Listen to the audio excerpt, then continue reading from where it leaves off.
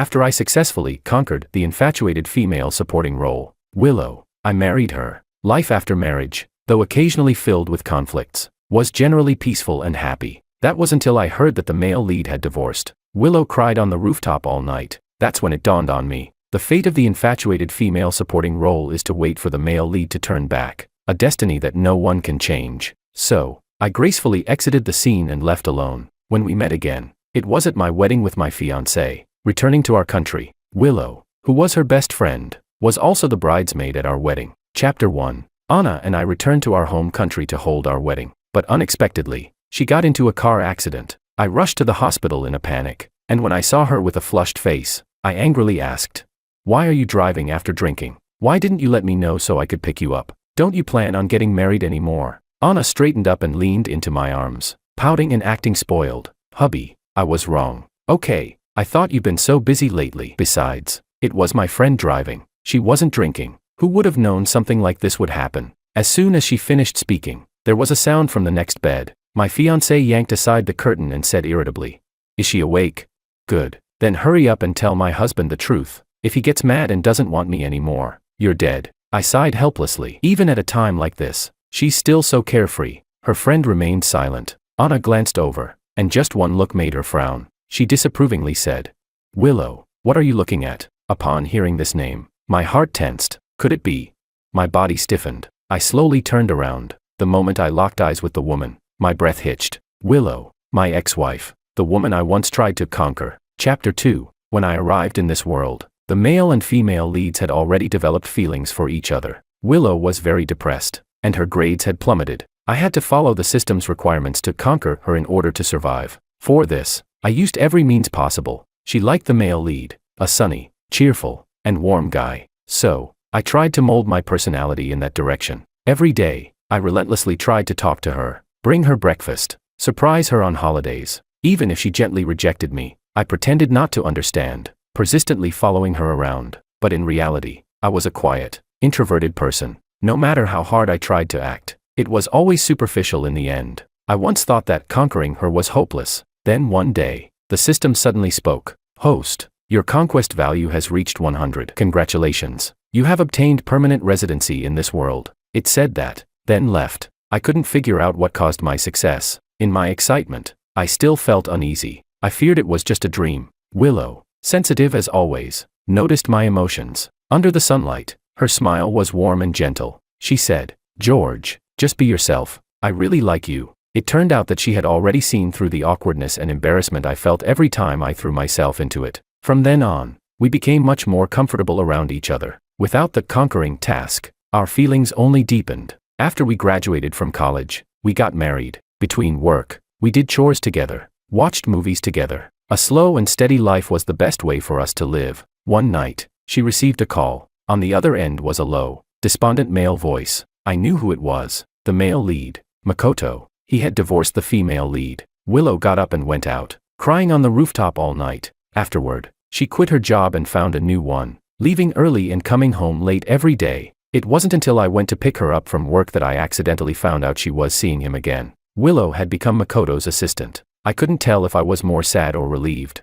I thought maybe it was time for me to change my way of life. We didn't like to argue, so when I proposed a divorce, she didn't hesitate to agree. As for the division of assets, she voluntarily said she didn't need anything except what was rightfully hers. So, with the bonus from my successful conquest, I could say that I had gained a new life through her, without much of the struggle I had expected. I sincerely wished her happiness, and 5 years later, I found my own happiness. But fate had other plans. Willow is the best friend Anna mentioned before returning to her country. Chapter 3. The intensity of Willow's gaze on my face was too strong to ignore. Even Anna noticed something was off. She furrowed her brows, and her voice became cold. Anna asked, "Do you know George?" Hearing my name, Willow's lashes fluttered. Her pale lips lost even more color. But I spoke first.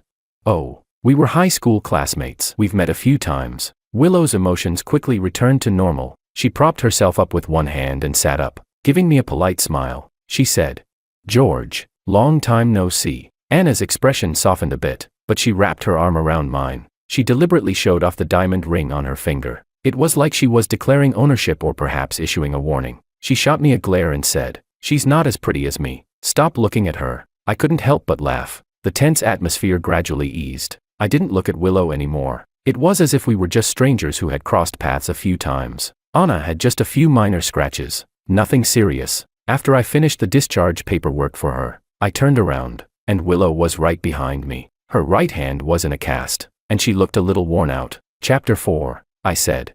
We'll talk about our past once Anna and I go abroad. Otherwise, with her personality, I pressed my fingers to my temples, feeling a bit helpless. Anna was someone who was very clear about her likes and dislikes. Her emotions were always written all over her face. She knew I had been married before, but she didn't know that my ex-wife was Willow. I was worried that if I told her now, it would cause conflict between the two of them, and it might even lead to more trouble. Willow suddenly spoke.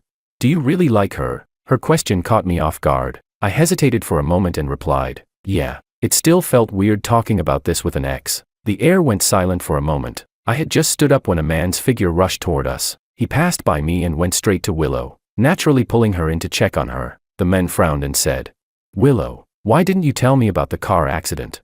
Is your hand injured? Is it serious? Will it affect your work? It was Makoto. Time had passed, but he was still as handsome and charming as ever, though now with a bit more maturity and composure. Willow gently pushed him away. She said, I'm fine. Makoto paused, and only then did he notice me. His expression changed slightly, but he forced a smile. He said, George, long time no see. I nodded, thought for a moment, and decided to explain. We just bumped into each other and chatted a bit. I'm back here to get married. He nodded and said, I see. He subtly let out a sigh of relief. Willow bit her lip, and her left hand, which was resting at her side, curled slightly. Chapter 5. That evening, Anna leaned against me while we watched a horror movie. The plot was so boring that neither of us was very interested. I wasn't sure whether I should tell her now, but Anna suddenly spoke up. She said, let's not have Willow as my maid of honor. I inexplicably breathed a sigh of relief. I asked her, what's wrong? Anna nudged my neck with her nose. She said, she's injured. It's inconvenient, and it has bad connotations. It might even jinx our perfect love. I looked at her in surprise. You're so superstitious, she snorted. You don't understand a woman's intuition. She added, and the way she looks at you is off. If I weren't so sensitive, there'd be no need to continue calling her a best friend. I expressionlessly turned my gaze away. It seemed better to wait until after the wedding to talk about it. Anna had been living abroad for a long time. Now that she was back, of course, she wanted to catch up with her friends, but I didn't want to see Willow again. I barely went. Actually, when we first got married, hardly anyone knew. Neither of us liked attention, so we went straight to our honeymoon, treating it as a destination wedding. We didn't even show ourselves on WeChat. It was almost like we were secretly married. After being rejected so many times, Anna gave me a pitiful look and said, hubby, just go with me once, please. Otherwise, I'll be so lonely. I raised an eyebrow. Aren't you afraid I'll run into Willow? She shook her head. I didn't invite her. She's just an old friend from high school. I don't know her. I couldn't resist her almost tearful look, so I agreed. When we entered the private room, sure enough, there were only unfamiliar faces. I relaxed. I listened as they joked about Anna's embarrassing moments. The atmosphere was warm and cheerful, until Willow pushed the door open. Makoto followed her in, looking like he hadn't stopped her. Chapter 6. When Anna saw that Willow came with Makoto, her expression softened a bit. Anna scolded. Your injury's not healed. Why are you running around? But Willow replied coldly. It's not my leg that's hurt, so why can't I walk? There was a hint of tension in her words, and, of course, when she said this, her gaze fell on me. The room fell silent. No one knew what was happening. Anna furrowed her brows, blocking Willow's gaze, and, holding back her temper, said, How did you know we were here? A voice from outside the door suddenly interrupted, full of mock reproach.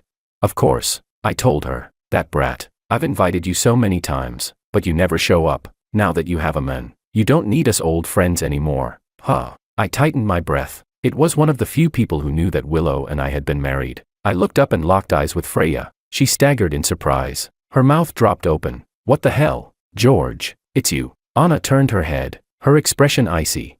You know him. Freya realized something was wrong and tried to cover it up. She stammered.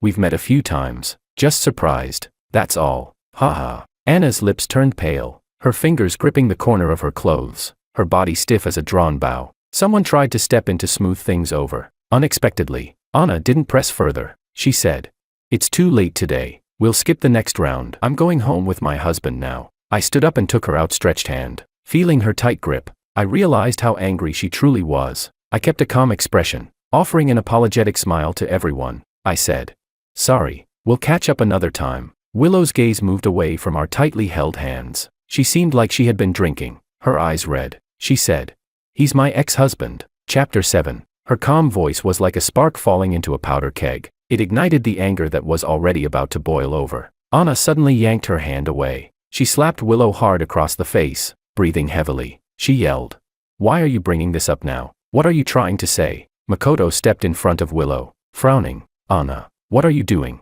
Willow's still injured. Anna pulled her hand back and coldly sneered. "She's trying to seduce my husband. She deserves it." Makoto pointed at Anna angrily.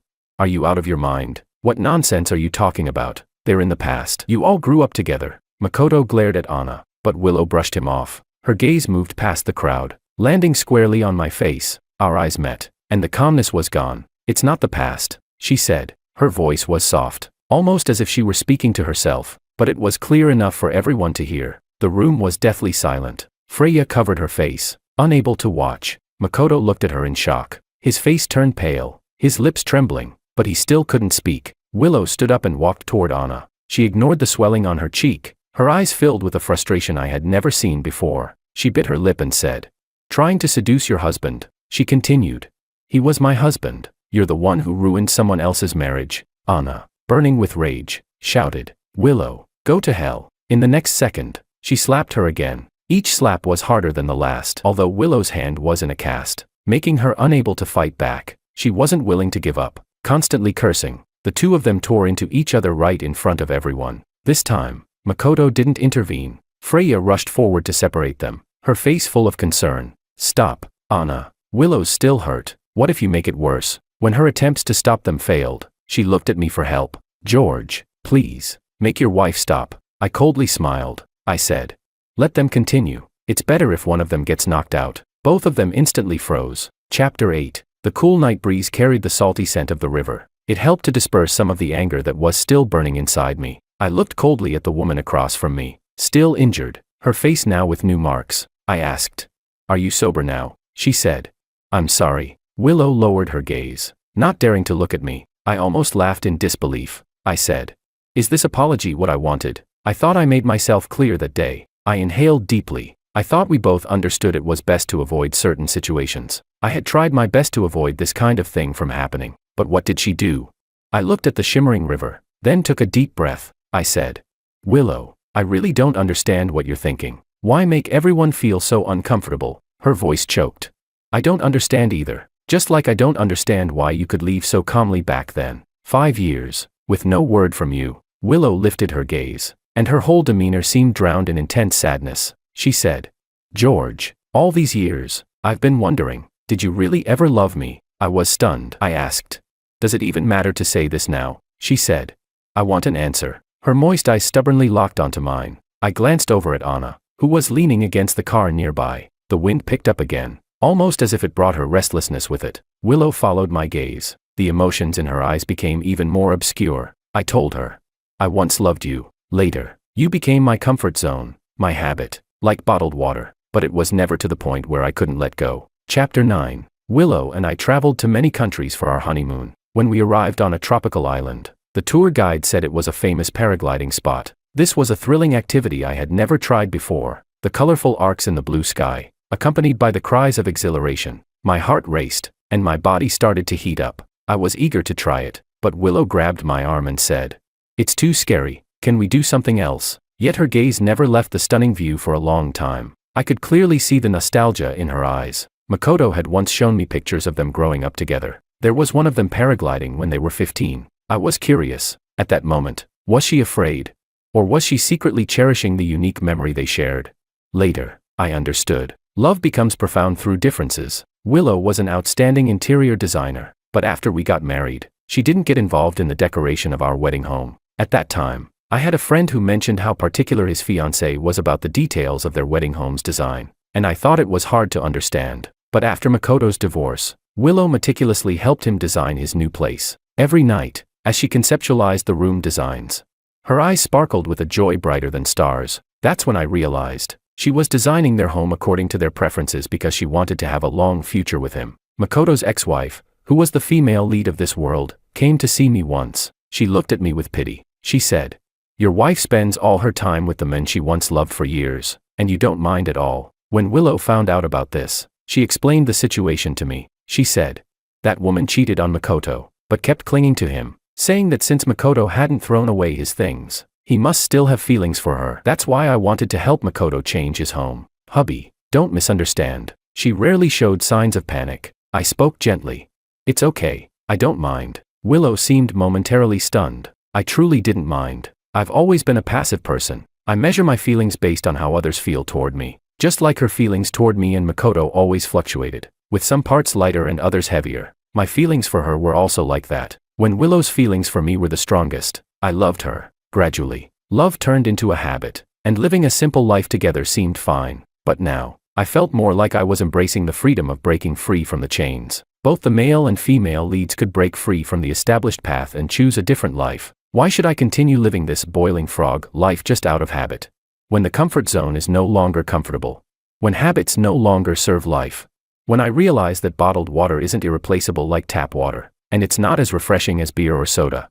I knew it was time to change my way of life. On our 3rd wedding anniversary, Willow had prepared a special dinner. When she saw me return empty-handed, she just frowned slightly. She said, "Tonight, it's just the two of us. I have something to say." We were still in sync, as always. My heart raced, and my body began to heat up. Just like when I saw the paragliders, except this time, I would take action. I nodded and said, "I also have something to say to you." In her expectant gaze, I smiled and pulled out a divorce agreement. I said, "Willow, let's get a divorce." Chapter 10. What did you say? Because whoever looks at you now seems like they're about to fall apart. Anna casually squeezed my hand, seeming unconcerned.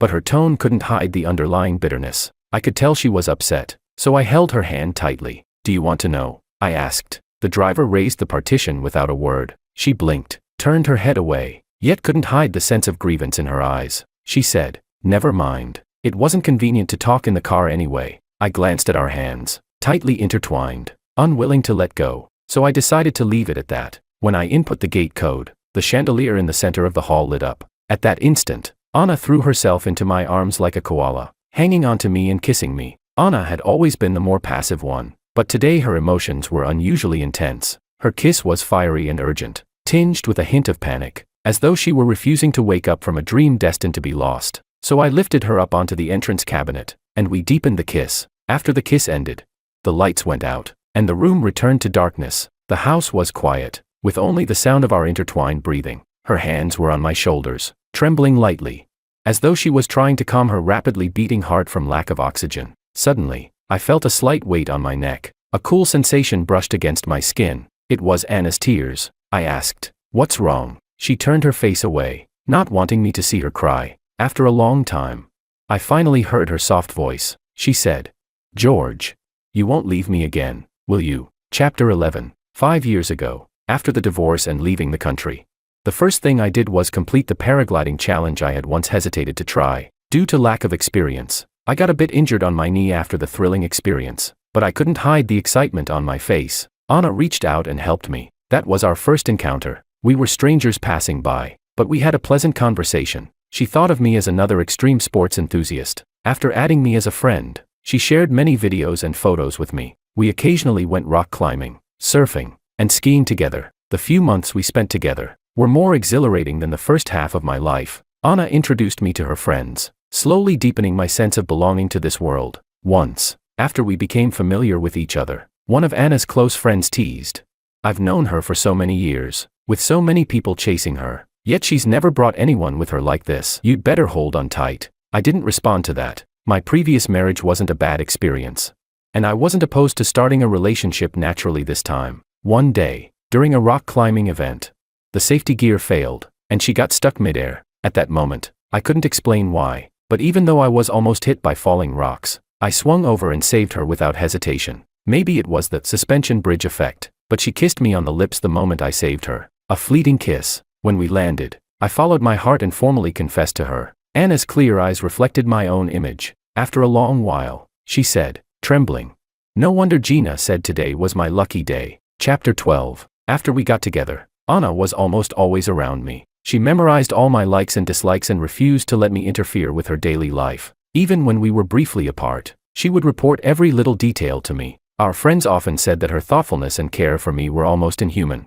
They couldn't imagine how a wild, adventurous girl like Anna could be so clingy in a relationship. But I was the only one who noticed Anna's hidden Yandere side. Her possessiveness was extremely strong, even to the point of obsession and madness. She couldn't even tolerate me having normal conversations with other women. But Anna hid it well. All the undercurrents of her emotions were carefully concealed beneath her gentle facade. Until one day, I accidentally found the diary she kept hidden in a drawer. It was filled with an overwhelming, intense love for me. She had even chosen to use pain to control her emotions. I once saw her in the bathroom, cutting her wrist, leaving streaks of blood. I had always been accustomed to reciprocating the same amount of emotion I received, but Anna's feelings had gone beyond my understanding. I couldn't keep up. Continuing down this path would destroy us both, so I broke up with her. Surprisingly, she didn't beg or harass me. The following year passed quietly, but every time I woke up in the middle of the night, I would recall the scene in the bathroom. People are complicated. We can't just accept everything, nor can we be completely selfish.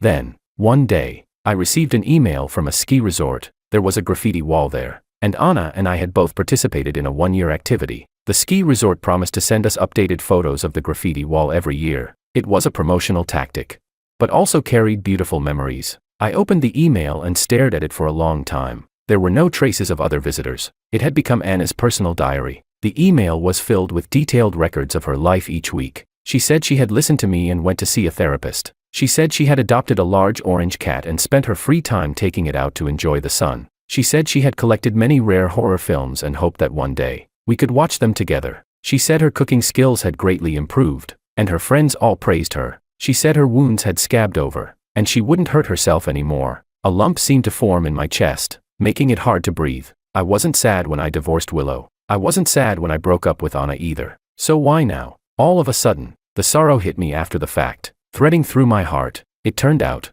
I missed her too. Chapter 13. I said, Anna, take a deep breath, and look into my eyes. She obediently followed my instructions. The warm yellow neon light from outside flowed through the floor-to-ceiling windows, illuminating her current helpless and fragile state, as if she were falling into an abyss. I cupped her face in my hands, speaking slowly, each word deliberate.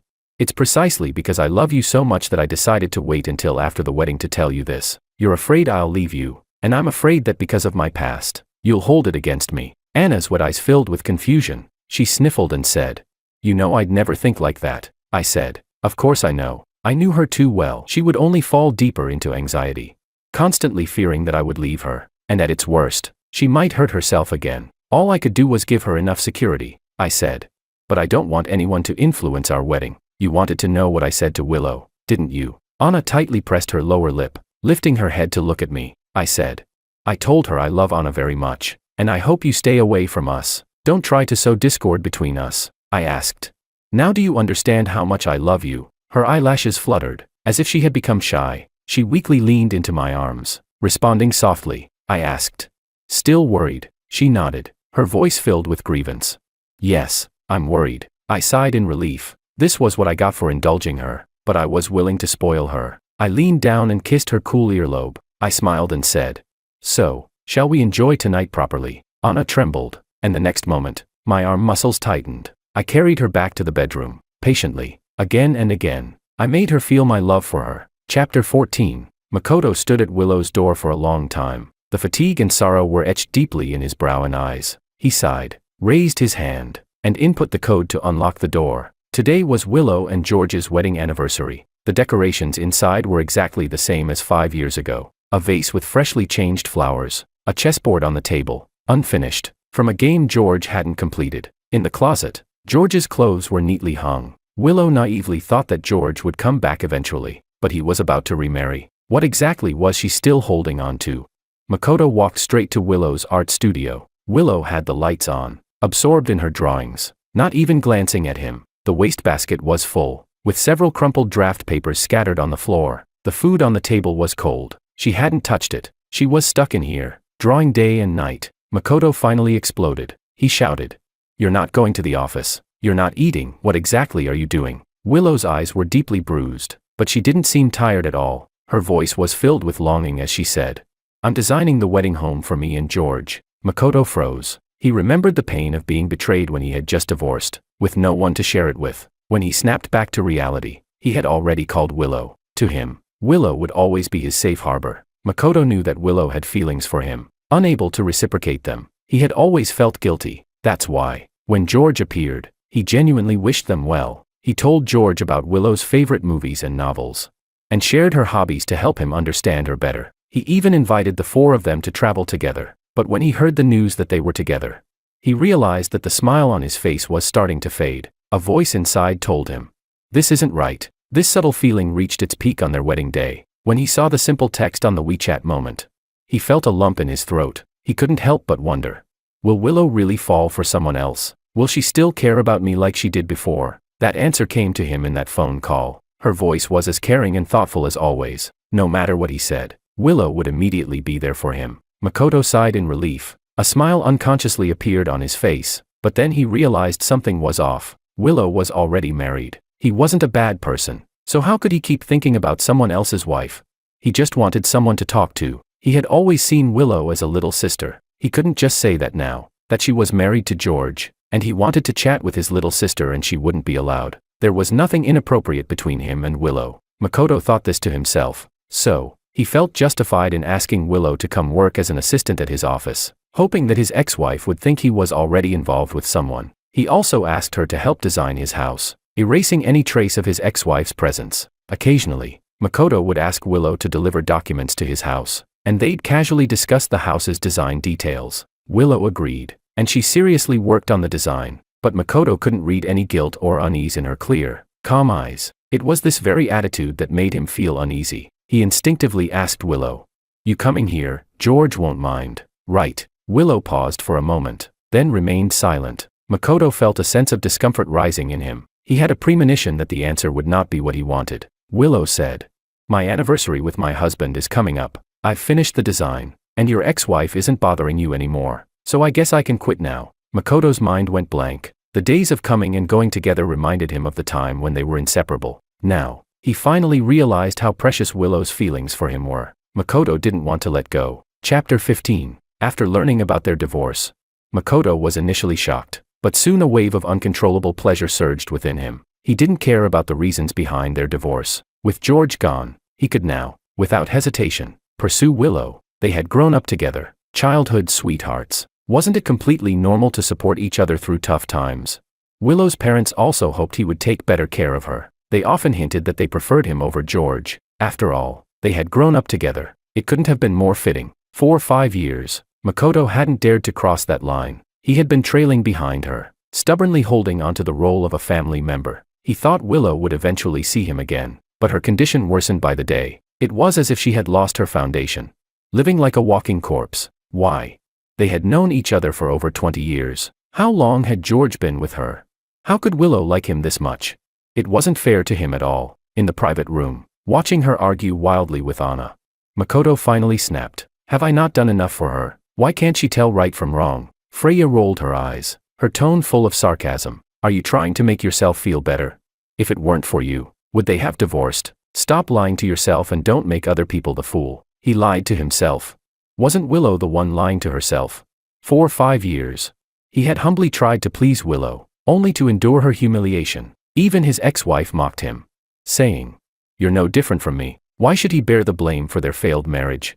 He couldn't take it anymore. Chapter 16. The tension that had been building in Makoto's mind finally snapped with a loud crack. He kicked the table, knocking it over, then grabbed the design sketches Willow had made and tore them to pieces. Furious, he yelled, "Living like a saint while being a whore. What a joke. After all this, why are you still pretending to be pure? Are you telling me, when you found out I was married, you didn't feel anything? Are you telling me, when I invited you to be my assistant, you had no expectations? Are you telling me, when we were designing our new house, you didn't long for those moments when it was just the two of us? I don't know why you suddenly changed your attitude, but you must have wavered, right?" Makoto's words pierced through Willow's mind, each one like a needle. Her head throbbed painfully, and her stomach churned. She couldn't stop herself from bending over and gagging. Her body was so weak, she seemed to be nothing but skin and bones. Her throat felt like it was blocked with a lump of cotton. She couldn't throw up, nor could she swallow. Even breathing felt like torture. Willow slowly looked up at Makoto,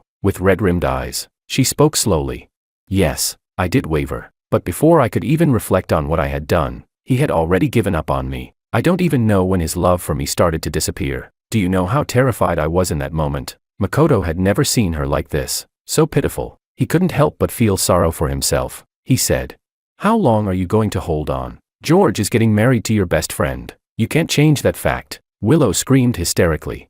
"Anna is not my best friend. She's a thief. George is my husband. He was meant to come into this world for me." Makoto raised his fist but then lowered it. He felt that Willow had lost her mind. Chapter 17. After saying it out loud, Willow became even more resolute in her thoughts. On countless sleepless nights, she kept replaying everything in her mind. Why did George suddenly transfer to her school? Why had George's family never shown up? Why, if he didn't like her, did he still force himself to get closer? Yes. Willow had seen how George liked her, so she knew very well. George hadn't liked her at first. His approach had seemed more like he was fulfilling a task. Willow had seen his helpless expression when she rejected him. She'd also seen him blushing when giving her gifts. He smiled at her, but his eyes were full of despair. At that time, Willow didn't understand. Curiosity was the beginning of her downfall. She hadn't expected to actually fall for George. When did George really start liking her? Was it when she said, "Just be yourself, I really like you"? Willow loved the real him. That day, George had held her tightly, constantly repeating "thank you" over and over. As if she had saved his life, Willow's eyelid twitched. Whenever she tried to think about George's background, her mind became clouded, and she lost her sense of direction. Her sixth sense told her to confirm her suspicions. There was only one way. Willow lay down in a bathtub full of water. The sharp knife reflected her bloodshot eyes.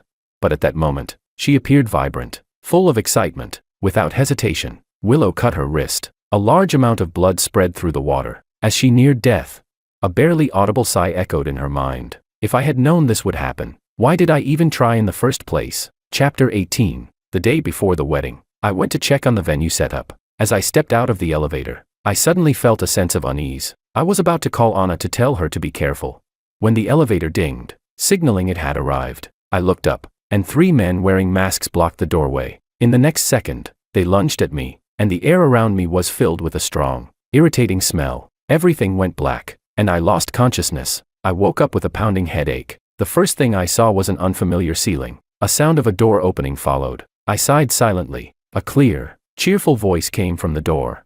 "Are you awake? Are you hungry? I'll make you your favorite omelette rice." The familiar voice made me momentarily disoriented. The sound of chains rattling brought me back to reality. I looked down to see heavy shackles locking my hands and feet, as if I were a prisoner. I sighed, unable to understand how Willow had become a yandere. I said, "Willow, people's feelings change. I don't like omelette rice anymore." She looked terribly thin. Her eyes, usually filled with a gentle smile like spring water, were now hollow and sickly. Willow paused for just a moment, then curved her lips into a smile. "It's okay. I'll make whatever you want to eat." A wave of exhaustion washed over me. How did we go from parting on good terms to this? I asked. "What do you want to do?" Willow's voice was light. She said, "I just want my husband to come home." I frowned, sensing something was very wrong with her state. I said, "How long do you think you can keep me here?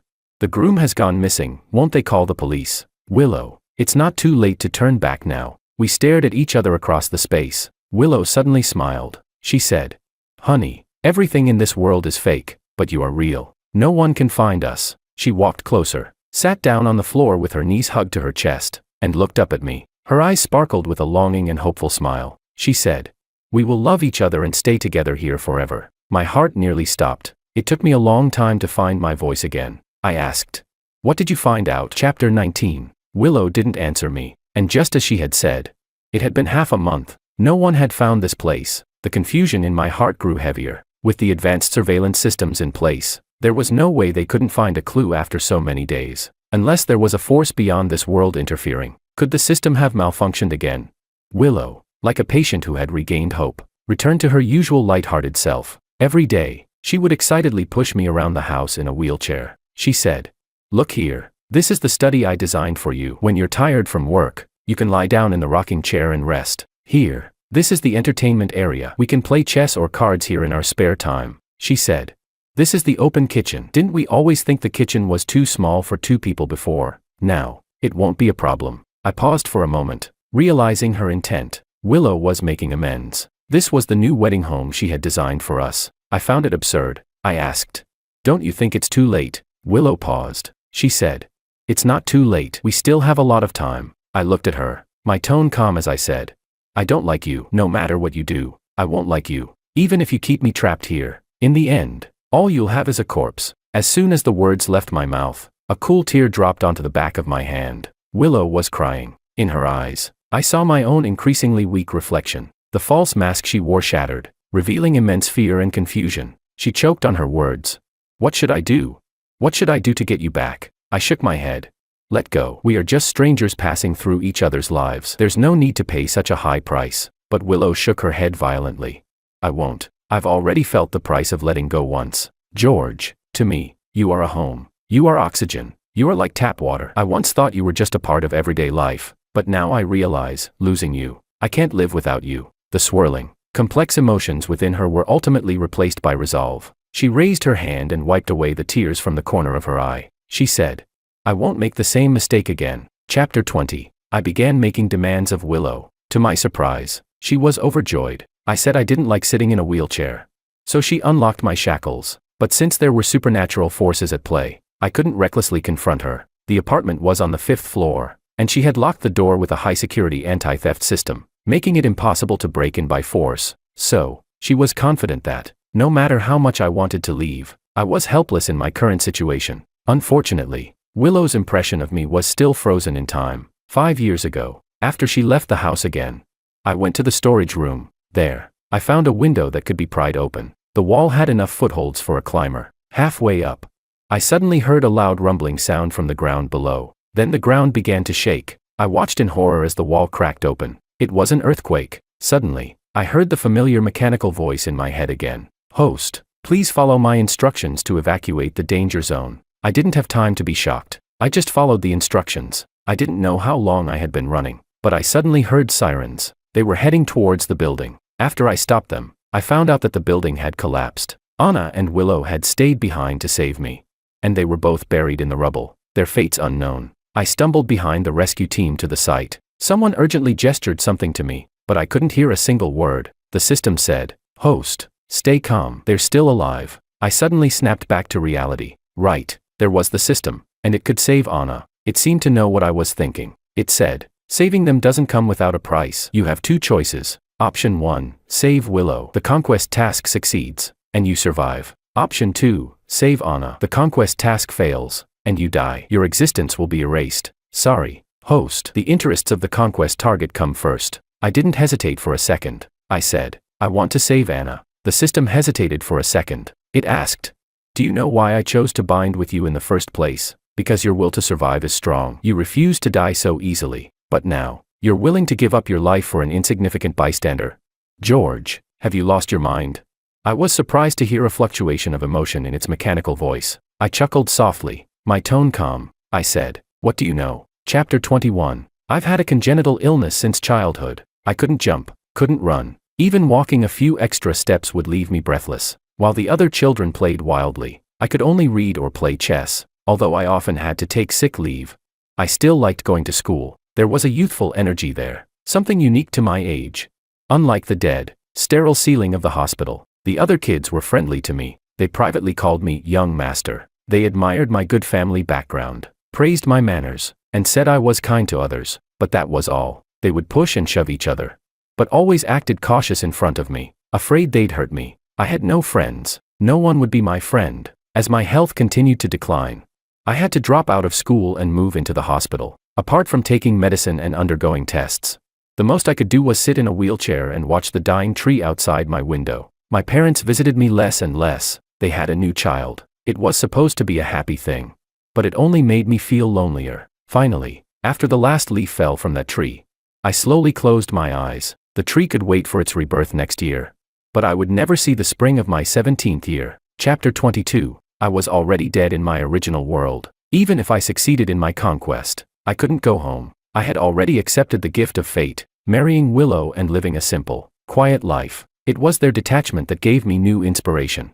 I didn't want to just get by anymore. I wanted to live a completely different life from before. I wanted to love someone with all my heart and also be loved back with all of theirs. Fortunately, I got both. I said, what do you know? I told the system.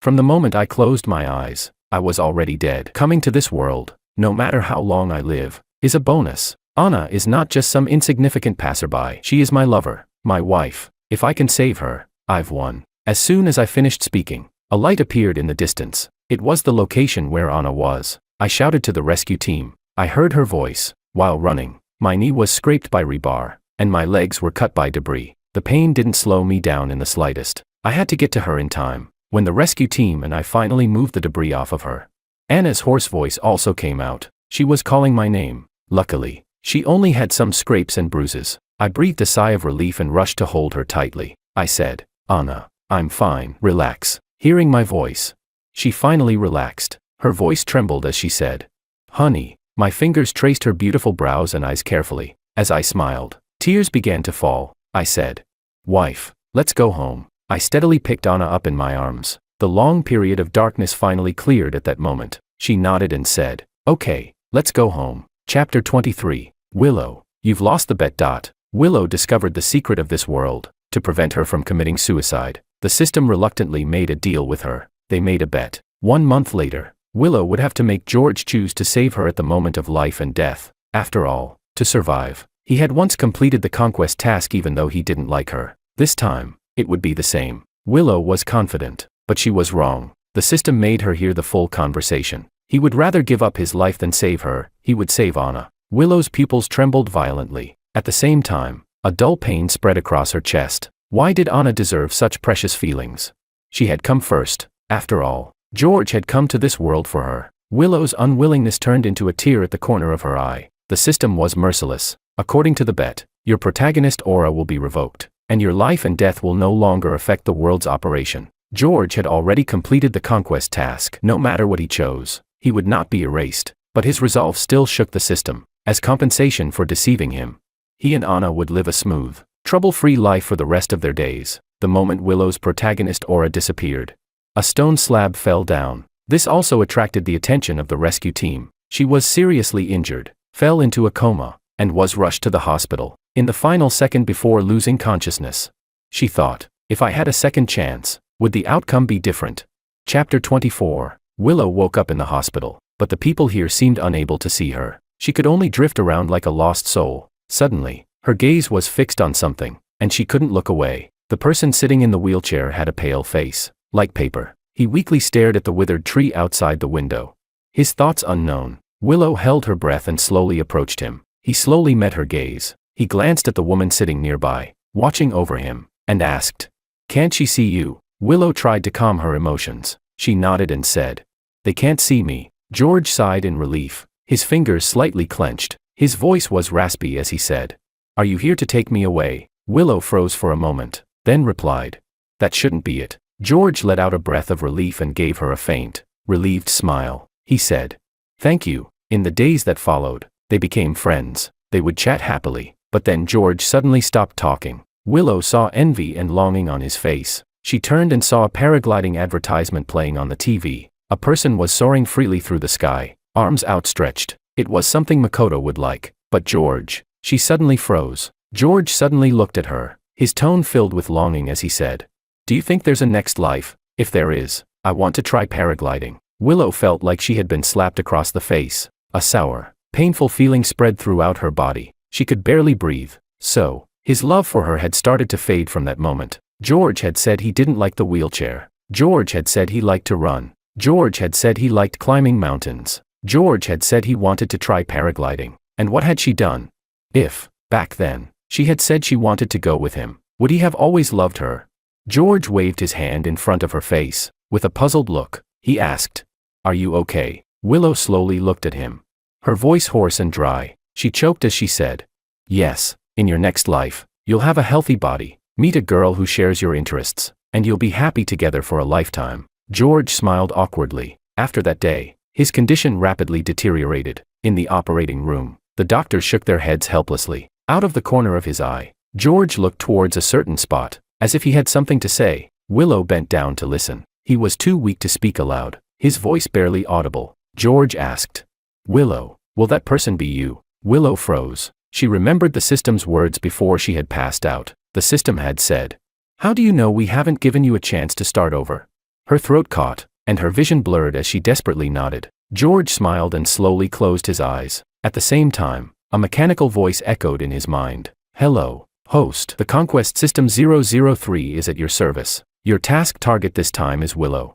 At that moment, in the ICU room, the heart monitor emitted a sharp beeping sound. A tear slid down the corner of Willow's eye. His heartbeat gradually stopped,